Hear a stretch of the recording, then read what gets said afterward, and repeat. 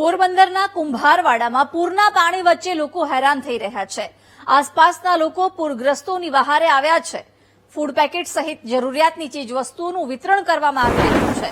કુંભારવાડામાં પૂરનું પાણી હજુ સુધી યથાવત છે અને લોકો પાણીની વચ્ચે રહેવા માટે મજબૂર બન્યા છે। જો કે આસપાસના લોકો હવે પૂરગ્રસ્તોની વહારે આવી રહ્યા છે અને જરૂરી ફૂડ પેકેટનું વિતરણ કરવામાં આવી રહ્યું છે। કુંભારવાડામાં હજુ પણ પાણી ઓસર્યા નથી, સતત પાણી ભરાયેલા છે અને લોકો પાણીની વચ્ચે રહેવા માટે મજબૂર બન્યા છે। ત્યારે પૂરગ્રસ્ત વિસ્તારમાં ફૂડ પેકેટનું વિતરણ કરવામાં આવી રહ્યું છે। આસપાસના લોકો છે મદદે આવ્યા છે અને આસપાસના લોકો દ્વારા સેવા કાર્ય અત્યારે કરવામાં આવી રહ્યું છે, જ્યાં આ ફસાયેલા લોકોને ફૂડ પેકેટનું વિતરણ કરવામાં આવી રહ્યું છે। કુંભારવાડામાં પૂરનું પાણી હજુ સુધી યથાવત જોવા મળી રહ્યું છે।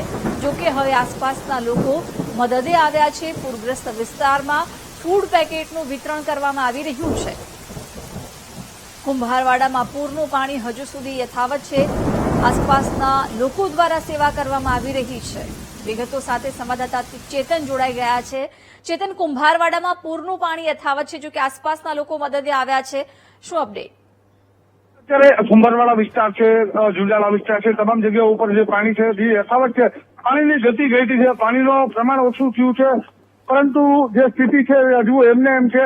પાણી ઉતરવાના આરે તો છે, પરંતુ જો દરિયોની ભરતી છે તે પણ અત્યારે વધુ છે, તેને લઈને લોકો મુશ્કેલીમાં મુકાણા છે અને આસપાસના લોકો છે તે જ મદદે આવ્યા છે।